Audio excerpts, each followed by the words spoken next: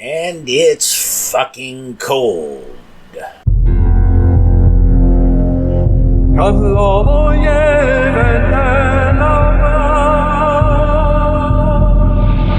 Gnosis is found wherever Sophia walks and is not dependent upon any school of thought.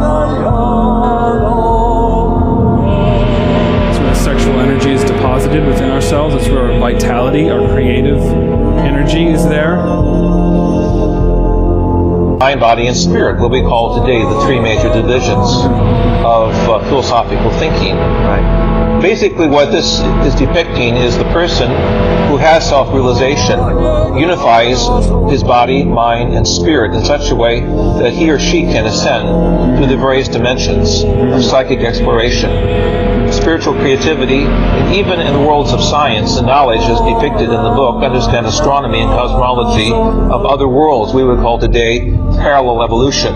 Right. You can be Christed if you find the feminine. If you do not find the feminine within you, you can be tormented by a judgmental God or a system of belief that suppresses the inner psyche.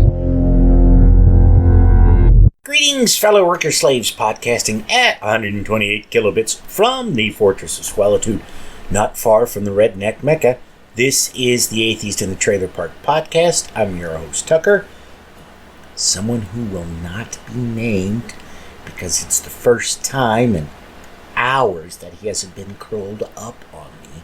He's curled up asleep on the couch. Buddha is curled up asleep on my feet. Ash and Lord Squeakington are in my bedroom.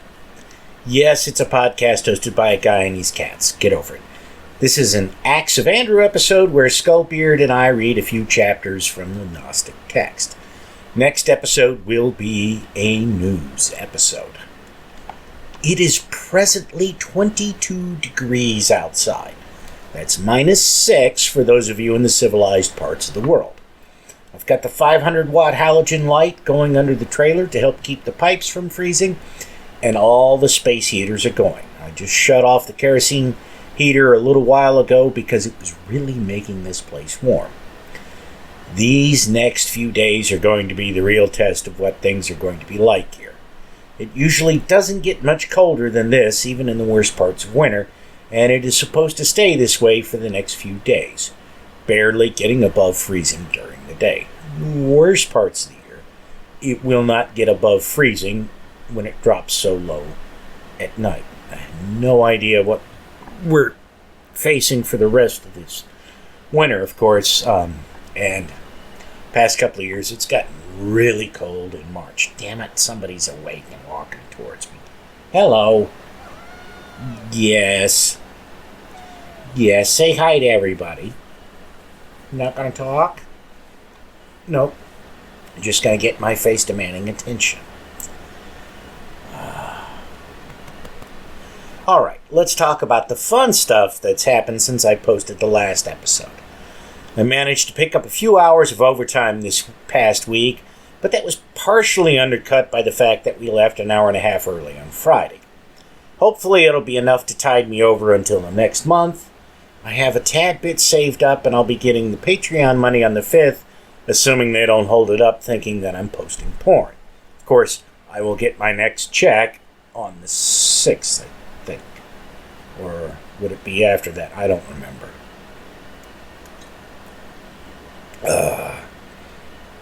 But it's going to be a delicate balancing act. I got a big bill that hits at the end of the month, and then I got a whole bunch of minor bills that hit on the 1st of the month. Literally. I got a big bill on the 31st, and then like all the hosting and shit for the podcast hits on the 1st. So it'll be kind of dicey how things go. And then, of course, I've always got the rent to pay as well, which is due on the 1st, but I won't be able to pay it on the 1st. That's for sure. All right. And the big thing that happened this past week was the monthly Democratic potluck. Boy, did I find out that we've got some issues locally that we really need to get a handle on before the elections this fall.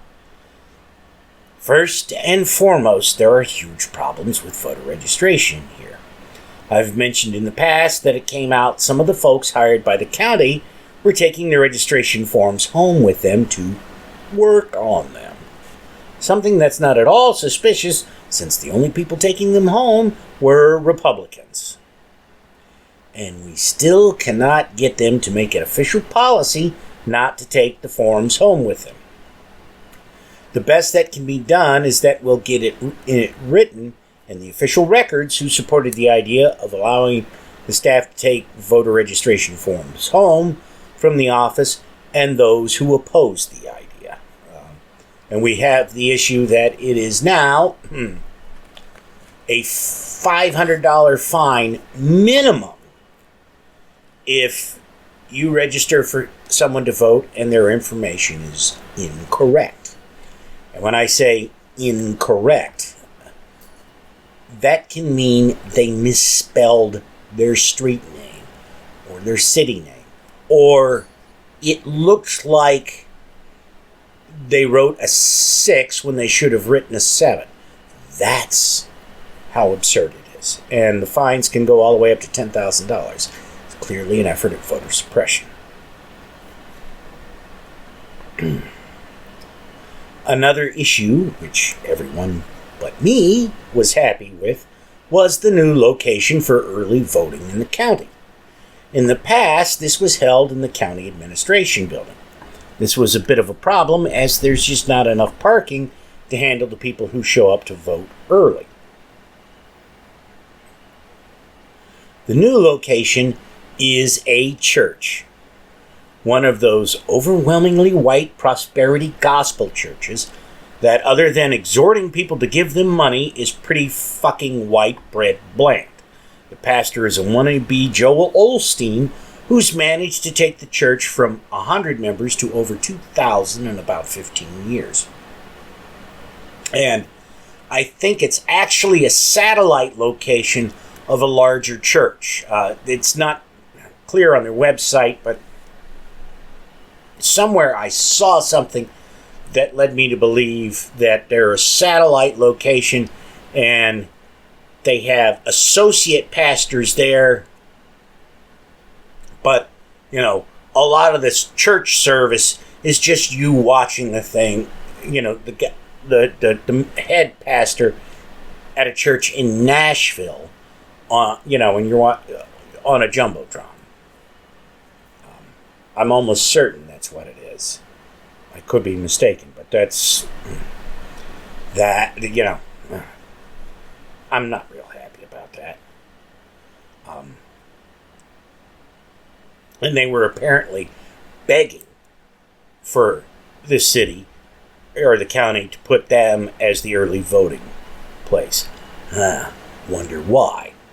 Because they want to sucker more people into their church. That's why, I'm sure. And the place is also farther away from me than the county administration building. So even if I was inclined to go there to vote, it'd be out of the question. You know, it is more convenient for some people, since it is right off the interstate in this area. But we do have, now that I think about it, one other early voting location that I know of, which is in a larger town that's 15 miles away. Not even that. The towns butt up against one another. I'll get to that in a bit. I really just do not like having polling places located somewhere other than a government-owned building. 20 years ago, when I was living in another town, I had to vote in a tire store ran by a family of rednecks. Didn't make me feel at all confident about my vote being counted, since I'm sure the folks who owned the place were Republicans. And, you know, it's in a church. It seems like it violates the separation of church and state, but I'm not a lawyer, so I don't know. But what are you going to do? There is one thing which they are potentially going to be doing. That, and it's 2022 elections, I think that they're going to be doing it. They're switching to a different system for how they do the polling places, so that when you go to vote, as long as you're voting within your county, as long as the place is within your county, you can vote there, even though it's not necessarily your regular polling place. That has the potential to be good, but it also has the potential to be bad, because it may mean that the voting machines are connected to the internet and can be hacked. Even the ones that aren't connected to the internet can be hacked. But that's another story. The largest issue, by far, however, are the growing cracks in the county party. None of these are related to things like this person supports this or that candidate running for president or other office, but over things that are often petty or part of our ongoing effort to reach out to the community and let people know that we're here. The petty stuff is that some of the people don't like where the office for the party is located. Granted, the strip mall isn't the greatest, and we're tucked in a back corner of the mall, so it can be hard for people to find us. The rent, however, is cheap and paid for by a couple who do more for the party than just about anyone else. However, the objections are more centered around the fact that the office is in this town rather than the one that the people who are pissed about it live in. Because of the way this area is laid out, even though the two towns butt up against one another, it can take 20 minutes to get here from the other town, and vice versa. Yet, if we're going to be honest, there's not really any place in the entire county for us to have an office that's convenient for everyone, or even convenient for most people. Forget what the rent on an office might be, or how easy it would be to find it. The concept of straight roads and making it quick to get from one part of the county to another eludes people here. I live in the county seat. There are parts of this county that if you want to get to them from here, you will have to drive literally hundreds of miles out of your way to get to a road which will take you to that place. And often, there's no interstate to get you there, which means you're doing 55 miles an hour if you're lucky. It's a 2-lane road, and there's always issues with traffic lights or guys driving tractors down the road to contend with. All moving the office to the neighboring town would be to make it easier for a handful of people to get to the office quicker. That's it. Who knows how many people would stop coming to things because they couldn't get there easily? I don't know. And I don't know how many more people might show up if the office was closer. I know that several members of the executive committee do not like things like potluck, so they wouldn't show up no matter what. Then there's the whole issue of community outreach. Several people on the board seem to think that it's enough that we set up a booth at various events and post things to Facebook. They failed to grasp the idea that just because you post something on Facebook doesn't mean anyone is going to see it, regardless if it's a free or paid post. Facebook has sent me messages saying that if I paid them $20 to boost a post or place an ad for the podcast, 0 people will see it. That's right. They wanted me to give them money, even though they admitted no one would see the ad or boosted post. Facebook has had to admit a number of times that they falsely inflated the number of people who've seen an ad or watched something on Facebook. I don't have time to look for the article now, but Facebook recently admitted that their Facebook Watch, which was their foray into streaming video, was an utter failure, and that they'd been artificially boosting the numbers of viewers by almost 1,000%. You literally cannot trust them when it comes to who sees what. Unless, of course, you're a big politician paying them lots of money, and you've got one of their employees embedded with your campaign. I've had to drop out of most of the groups that I'm in on Facebook because they were hiding so much of the content that I was interested in, that I was spending more and more time trying to find that content than I was in looking at it. It's also why I refuse to join any more groups on Facebook, because I know that I'll gain nothing from them. It'll just cause me to get extra notifications about shit that I'm not interested in. Yeah, don't tell me that somebody has posted something in a group 3 days ago. I've already seen that fucking post and didn't care about it. Why are you telling me about it now? Because you want me to weigh in on the subject, because you think that'll get you some traction for the topic and make you more money. Fuck you.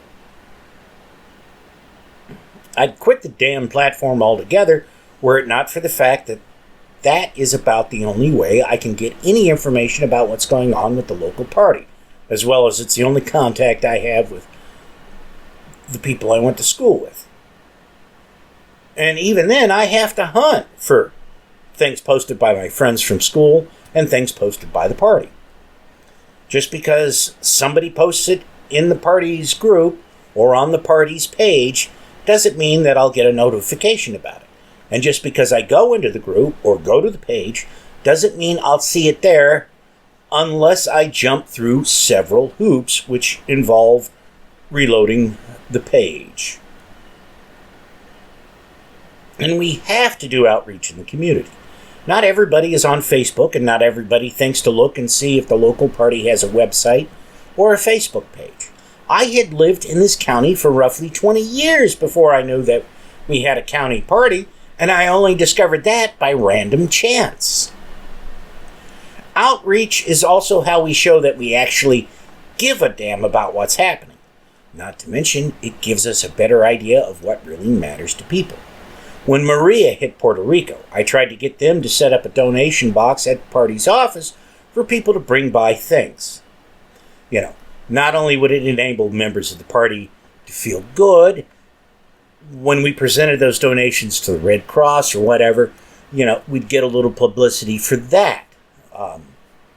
And it would show people that we are here and we care. But they didn't want to do that. Somebody in the party was supposed to come up with a list of companies in the area that are owned by Democrats. That's never happened. And hell, even a number of people on the executive committee don't want to show up for meetings. And they certainly don't show up for potluck all that often. I mean, that should be, we should have, potluck or some event should be the tentpole event that the party does every month. That way, people know for certain when they show up to this event, they will get updates about what's going on. Things that the party is trying to do. Issues that are concerning to all of us. That's not happened. I know at the Christmas party, they said, we're going to be doing some fundraising events. Well, none of the people there at the potluck knew what those fundraising events were, so they couldn't tell everybody about it. It was a missed opportunity. It drives me batty. They think that they can just announce that we're Democrats and people will rush to join up. That isn't how it works. If we're not showing that we're doing something, then why should other people make the effort? We should be doing more things, even if they're just at the office, but because not everybody can make it to our monthly potlucks, but they might be able to make it to something else. Ideally, we should have something happening at the office every day of the week, every month, except for, of course, obvious holidays. Those would, it would seem like we're busy and we're dynamic, even if only 2 people showed up at those events. Everybody else would have an idea, they'd hear about the other events, and they'd say, oh, wow, we're really doing a lot here. That's the other thing now that I think about. We should have a calendar we hand out at potlucks every month that says, this is what is going to happen next month. I will bug people about that. I might be able to get through to them. And certainly once they see how blank the calendar will be, because the only known event, will be the potluck, then they may say, well, we really need to be filling in stuff out and doing more. I don't know. But we're social species, and face-to-face interactions with one another are essential for us to form really strong friendships. I'm not denigrating online friendships by any means, but somebody who's hundreds or thousands of miles away can't pop in on a moment's notice when you've got a problem.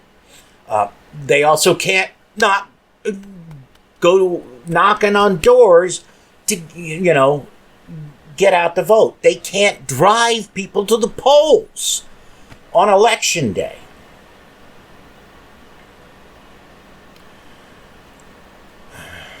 You also can't bump into one another in the grocery store, exchange a bit of news, or perhaps tell one another of someone who'd like to help out with the party. These things matter, and it doesn't seem like the leadership understands that. This attitude amongst the leadership is also causing friction with folks in the party who actually do things. It's gotten so bad that if person A thinks that person B will be at an event we're holding, they won't show up, and person B won't show up if person A is there. And it's more than just 2 people. I can tell you that. There's at least 4 that I know of, and probably more. And that's not what we need at all. We need all hands on deck and everybody doing as much as they possibly can if we're going to change things. We're also stuck with the current leadership until 2022 when we do our reorg. So unless one of them quits, it's going to be an uphill slog for 2 years as we fight within ourselves as well as against the Republicans. One last thing about the potluck, as I'm sure you're all probably tired of hearing me talk about it.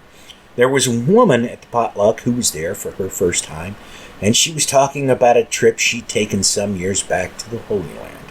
I nearly burst out into hysterics when she said that being there and seeing everything just showed her how true the Bible really was. At around the same time, she complained about how commercialized the Via Dolorosa was. For those of you who don't know what that is, and you probably don't because I botched that pronunciation, and she couldn't remember the name of it, and I had to look it up just now. That's the road Jesus supposedly carried the cross along as he went to his execution.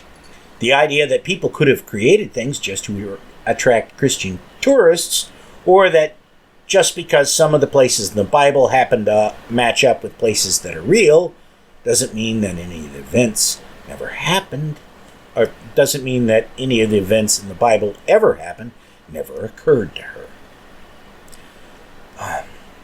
The final note before I get to Skullbeard and I reading from the Acts of Andrew is that NanoCon is dead. Not officially, but I'm sure it'll turn out to be that way. The official explanation for why there won't be a NanoCon this year is that many of the people involved in planning it had significant life events and just didn't have the time to work on it. I personally know one of the people on the planning committee, and this is true, or I should say, she was on the planning committee because she took a job out of state last year and is no longer local. And in many ways, she was the brains of the operation, so it's not surprising that they're having trouble replacing her. The real reason, I think, however, is that last year's NanoCon was such a dud. They just weren't able, for whatever reason, to get speakers and have events like they needed to. There was some internal politicking going on that might have had something to do with that, but I'm not party to more than one side of the issue, so I don't know. I do know that it's a damn shame we're not having it this year of all years. We should be having all kinds of events to teach and encourage people to fight against Trump and the Republicans. Yes, I know, not all atheists are liberals, but we're in an existential crisis here with the fate of the country hanging in the balance. There needs to be events everywhere on fighting back. So far as I know, NanoCon was the only atheist event in the Southeast with the death of ReasonCon. We could have attracted people from places like Alabama, Georgia, and Mississippi who could no doubt use help. It is a real missed opportunity, and one that I hope we don't come to regret. And I am not sure how long the recording of Skullbeard and I will be, but if it is significantly less than, if it is significantly short enough that this episode comes in well under an hour, then I will be back at the end of things to rant about some more shit. So, the episode's been recorded. We recorded a whole bunch of shit last time. And how much of that made it into the last episode and how much of it is left over, I don't know. So, that's why it is. When I'm done recording this part, I'll get to editing and splicing it all together. And we'll go. Okay, let's get to Skullbeard and I reading from the Acts of Andrew. So if you take this one, I'll take the next two. Okay, yeah. You say that now. You say that now. On the next night, he saw a vision which he related. Hearken, beloved, to my vision. I beheld, and lo, a great mountain raised up on high, which had on it nothing earthly, but only shone with such light, that it seemed to enlighten all the world. And lo, there stood by me my beloved brethren, the apostles Peter and John. And John reached his hand to Peter and raised him to the top of the mount, and turned to me and asked me to go up after Peter, saying, Andrew, thou art to drink Peter's cup. And he stretched out his hands and said, Draw near to me and stretch out thy hands, so as to join them unto mine, and put thy head by my head. No subtext. None. And he stretched out his hands and said, Wait. When I did so, I found myself shorter than John.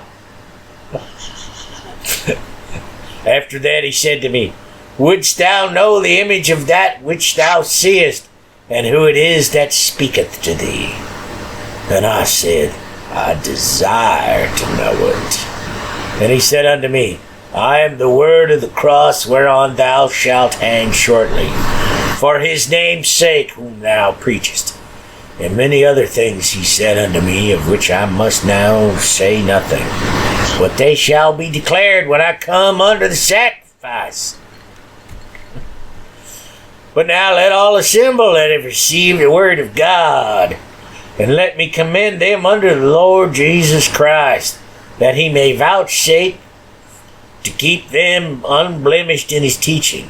For I am now being loosed from the body, and go under that promise which he hath vouchsafed to promise me, who is the Lord of heaven and earth, the Son of God Almighty, very God with the Holy Ghost, continuing for everlasting ages.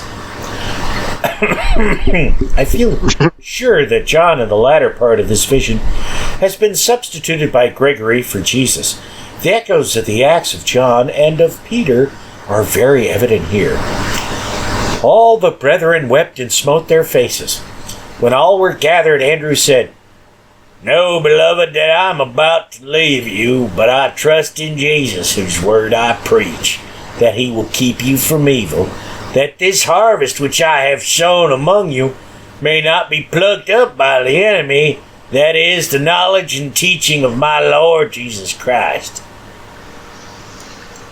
But do you pray always and stand firm in the faith, that the Lord may root out all tares of offense, and vouchsafe to gather you unto his heavenly garner as pure wheat. So for 5 days he taught and confirmed them.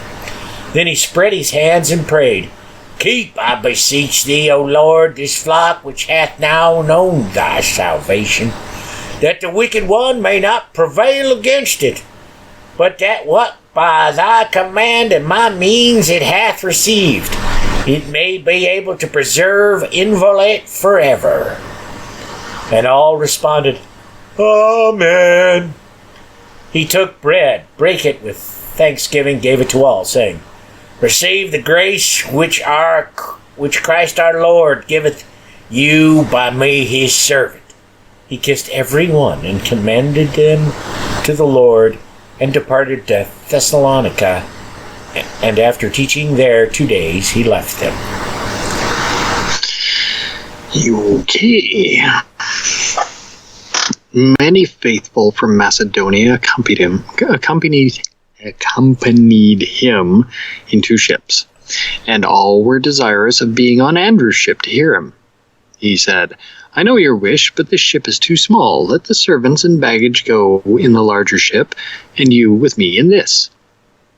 6 months in a leaky boat? Yes. He gave them Anthimus to comfort them, and bade them go into another ship, which he ordered to keep always near, that they might see him and hear the word of God. This is a little confused. That's putting it mildly. And as he slept a little, one fell overboard. Anthimus roused him, saying, "Help us, good master, one of thy servants perished." He rebuked the wind, there was a calm, and the man was borne by the waves to the ship. Anthimus helped him on board, and all marveled. On the 12th day they reached Petrae in Achaia, disembarked, and went to an inn. Many asked him to lodge with them, but he said he could not go where God bade him. He could only go where God bade him. That night he had no revelation, and the next night, being distressed at this, he heard a voice saying, "Andrew, I am alway with thee, and forsake thee not," and was glad. Lesbius, a proconsul, was told in a vision to take him in, and sent a messenger for him. He came and entered the proconsul's chamber, found him lying as dead with closed eyes. He struck him on the side and said, "Rise and tell us what hath befallen thee." Lesbius said, "I abominated the way which you teach, and sent soldiers in ships to the proconsul in Macedonia to send you bound to me, but they were wrecked and could not reach their destination.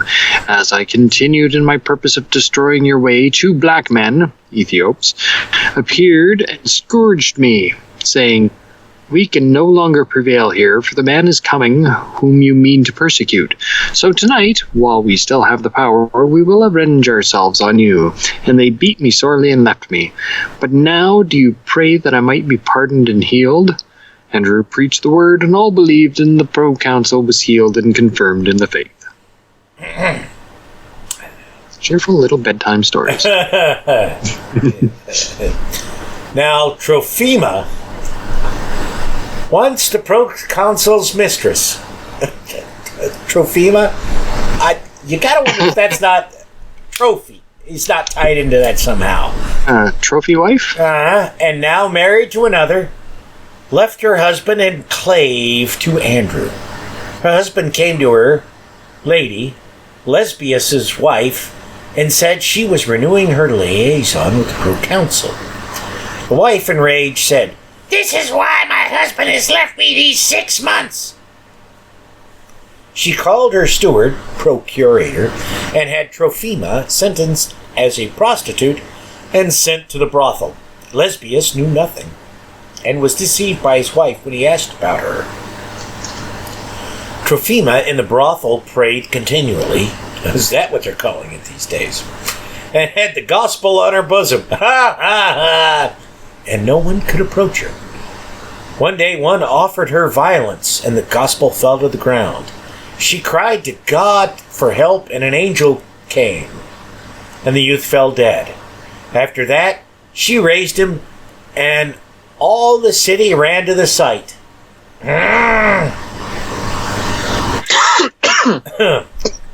Lesbius' wife went to the bath with the steward, and as they bathed, an ugly demon came and killed them both. Andrew heard and said, "It is the judgment of God for their usage of Trophiema." The lady's nurse, decrepit from age, was carried to the spot and supplicated for her. Andrew said to Lesbius, "Will you have her raised?" "No, after all the ill she has done." "We ought not to be unmerciful." Lesbius went to the praetorium. Andrew raised his wife, who remained shamefaced. He bade her go home and pray. "First," she said, Reconcile me to Torfima, whom I have injured. She bears you no malice, he called her, and they were reconciled. Callisto is the wife. Lesbius, growing in faith, came one day to Andrew and confessed all his sins. Andrew said, I thank God, my son, that thou farest to judgment to come. Be strong in the Lord in whom thou believest. And he took his hand and walked with him on the shore.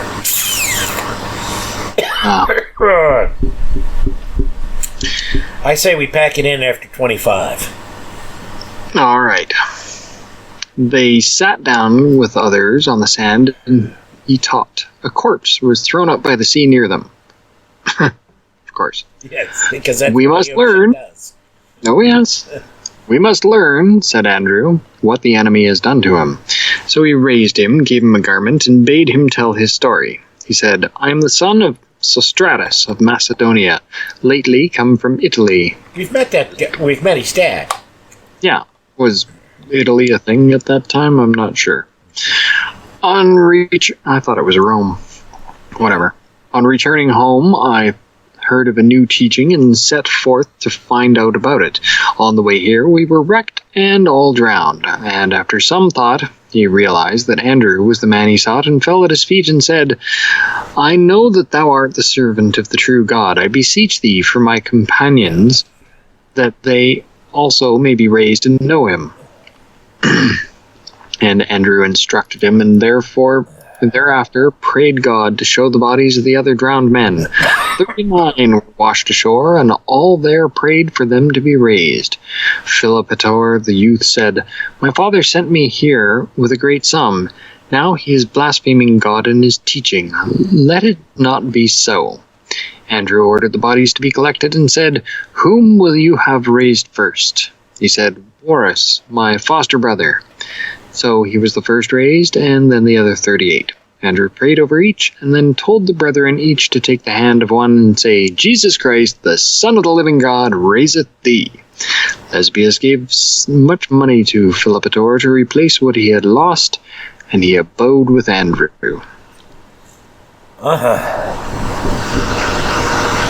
Okay.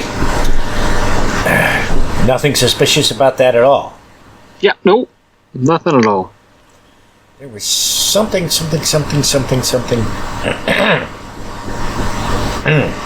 don't know how long they'd been in the water, but they'd be kind of gross. Yeah. Actually, salt water is better than fresh water, if I'm not mistaken. Oh, okay. Great. Oh, now I know what what I'm thinking about. This kind of reminds me, I don't know if you've ever seen the series, oh, crap. No, I haven't seen that one. No, damn it, I'm getting old. Pushing Daisies, that's the name of the series. I don't believe I have, no. It was one of those things that was really good, so they canceled it. Oh, of course. But it's about this guy who, he somehow has the ability that he can touch something that's dead and bring it back to life. But there's a catch. If they stay alive longer than a minute, something else has to die. If he touches the person a second time, they die again. And this time they stay dead. So, anyways, he makes his living going to morgues, touching dead people who've been murdered, asking them who killed them. Getting, he gets enough information out of them in the minute so he knows who did, he can gather the evidence, and then he touches them again and they stay dead forever. That's kind of what this reminded me of. And you are frozen. Are you still there? So yeah, what happened there? I don't know. You started to explain about the thing, and then gone. Yeah, you froze pretty hard. I wasn't sure if I froze or you froze. Yeah, you froze. Not sure. Okay. Yeah. But anyways, pushing daisies, this guy has the ability, if he touches something that's dead, it comes back to life. Okay. But there's a catch. If they stay alive longer than a minute, something else has to die. Okay.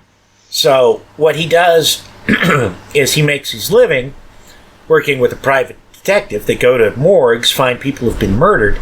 He touches them and says, who killed you, how'd you die, blah, blah, blah. And they have to explain everything in less than a minute. And then he touches them again, and they go back to being dead.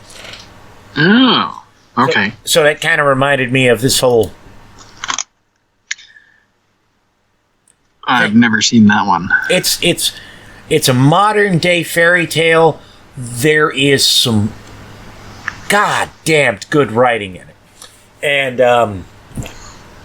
two of the actresses in it are gorgeous. Okay, I may have to look that up.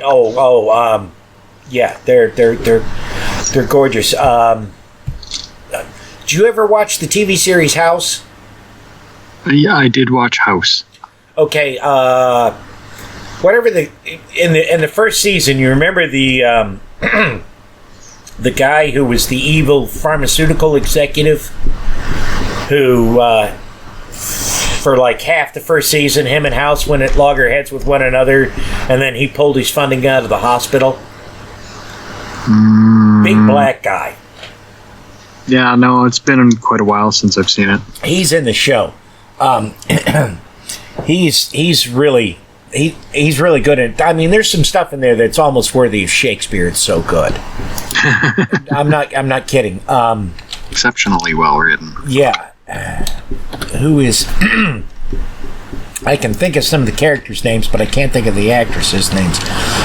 Let me... It is one of those... like I said, it's one of those shows that it was really good, so they naturally fucking canceled it. Anna Friel and Kristen Chenoweth, which names you probably don't recognize, but you might recognize their faces. Let me... I'm looking it up now. There's her pick. Mm-hmm. And then there's... Oh my. Yeah. She's English, by the way, and does a perfect American accent. Oh, yes. And then there's... Some people are really good about that. Yeah. And she is tiny. Kristen Chenoweth. Mm-hmm. She's like 5'2" at most. I think she may even be shorter than that. 4'11", that's how tall she is. Oh my goodness. Mm-hmm. All right. She's not tiny, she's fun-sized. She's still taller than Lucinda Illusions, though. I have never seen Lucinda. Oh, wait, I saw her on the video from the Roast of God. She is 4'6". Pixie-like. Yes, she is. She really is. All right, so I'll do 25, and then we'll kill it. We'll call it a night. Yeah. I think we're in for like 2 solid hours. So. Yeah. A woman, Callopia, married to her murderer, had an illegitimate child and suffered in travail. She told her sister to call on Diana for help. When she did so, the devil appeared to her at night and said, "Why do you trouble me with vain prayers? Go to Andrew and Achaia." Why would the devil tell you to do this? I don't know. She came. No. At this point in time, women were not allowed to do that. And he accompanied her to Corinth, Lesbius with him. Andrew said to Callopia, "You deserve to suffer for your evil life, but believe in Christ and you will be relieved. but the child will be born dead. And so it was. Yeah, always end on a high note. Yeah. Oh, man. But we definitely do not have a better title than Gospel of the Uncircumcision. I'm sorry. There is nothing better than that at all. Gee, I was all wound up piss and vinegar before I did the edit of Skullbeard and I reading from the Acts of Andrew, and now that's all kind of faded away with the shit that is in that episode. I will say that if you have not seen the series Pushing Daisies, it's definitely worth checking out. There's excellent writing, excellent acting in it. It's got Swoozie Kurtz in it. The guy who plays the pie maker is a good actor. And one of the gals in Garfunkel and Oates is in an episode. Garfunkel and Oates does that song. I don't remember the exact title of it, but it's the Poop Hole Loophole, talking about how, you gotta save your virginity for marriage, but you're gonna lose your boyfriend if you don't do something, so you have anal sex with him. If you haven't watched the video for that, it is hysterical. Yeah, it's I just looked up the name of the Garfunkel and Oates song. It's called The Loophole. And the episode that the one gal is in, I don't know either of their names, is early on. She plays a model showing off a car called the Dandelion, which is supposed to be this really alternative fuel type vehicle, and it's ugly and weird. But it's one of my all-time favorite series, honestly. It lasted a season and a half, and I didn't get to see it when it was live because I didn't have cable at the time. And it was, for a while, you could watch it for free on like Netflix or something, and I ended up having to buy it because I liked it, and it stopped being on one of the streaming services I subscribed to. But it's definitely worth checking out. Oh, it's almost 3 o'clock in the morning and I'm getting all fuzzy, but I know y'all want to hear more of me rambling about shit, so that's what's going to happen.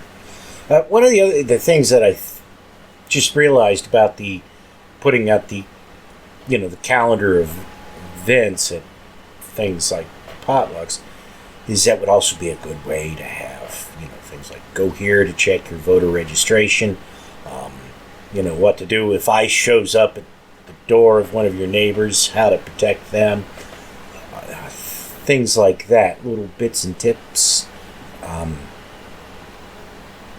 And most of it wouldn't have to change. I mean, all you'd have to do is change the dates of stuff on the calendar. But the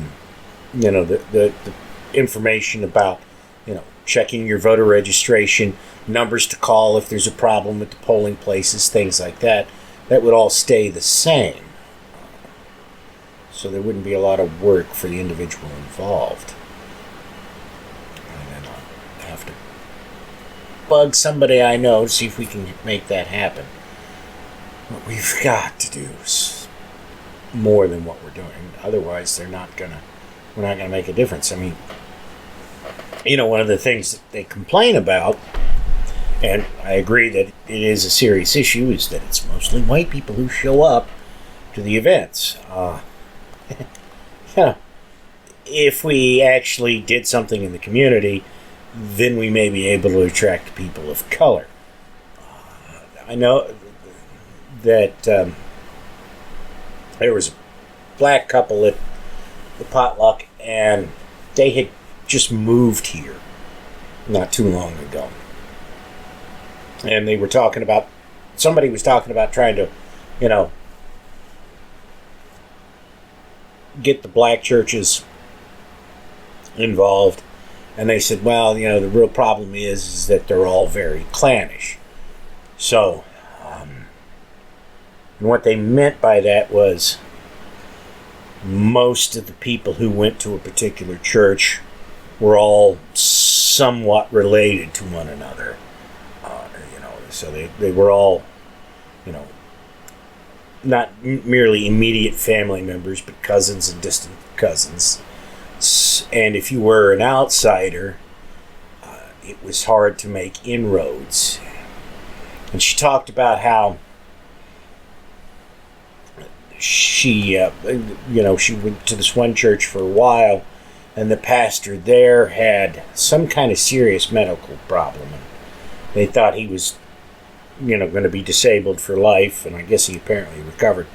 And she, you know, while he was laid up, she made him a quilt, which she doesn't machine sew them. She does them all by hand, and she showed pictures of them, does really elaborate, beautiful quilts. And she made him one, which took her several months.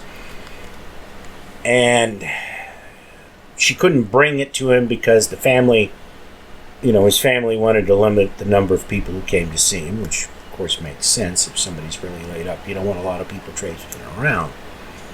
And she said, you know, so church had a process where you give the secretary something and they get it to the pastor.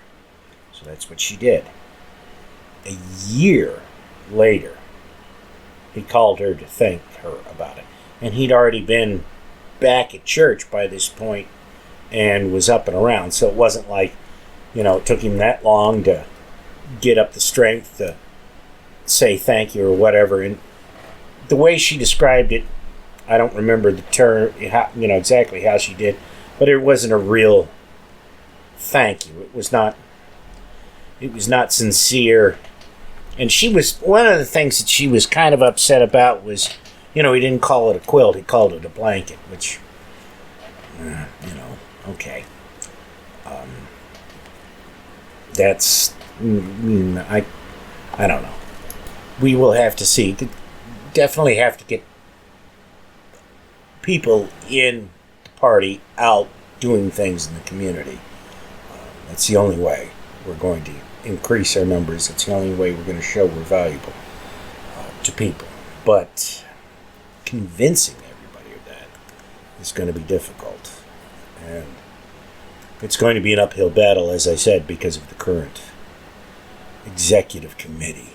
I mean, how can people of color think that we actually care about them if all we ever do is show up at their door and ask them to vote for somebody? If we're not there pushing for things in the community that help them, what value are they going to see in helping us? And that, I mean, that's true across the board with everything. You know, we need to, you know, just be out there and doing things because the Republicans aren't. So if we're out there messing around and doing stuff like we adopt the highway and agree to clean up trash along the side of the highway or something along those lines, that'll, you know, show we care. Whereas, you know, Republicans don't do things like that here. In fact, the Republicans are, you know, just as distant as the Democrats are. And, you know, it didn't used to be that way in this country. There used to be a stronger presence of the political parties at the local level. But they've kind of abandoned that in a lot of ways. We need to get back to that. All right. Well, I don't know how long this is going to be, but it's going to be longer than what it was if I didn't blather on at the end. So I'm going to wind it up here because I'm tired. Still got a little bit of editing to do before I can post this and get to sleep. And then I got a busy day ahead of me in the next couple of days. Got all kinds of stuff I have to take care of around here. I'd love to be able to do stuff outside, but it's going to be too fucking cold. So, I will talk to you next week. That's it for this episode of The Atheist in the Trailer Park Podcast. You can subscribe to the show on iTunes, Stitcher, as well as just about anywhere else podcasts can be found. Many of the episodes are also on YouTube. Follow the show on Twitter. @TParkAtheist is the show's Twitter handle. It's on Facebook at facebook.com/trailerparkatheist.com. If you happen to like the podcast, please rate it on iTunes. If you'd like to support the podcast, there's a donate button on the show notes page. You can support it via Patreon at patreon.com/TNTucker. Thanks for listening. Say goodnight, Fuzz-Nuts. All I know is this violates every canon of respectable broadcasting. Damned cat.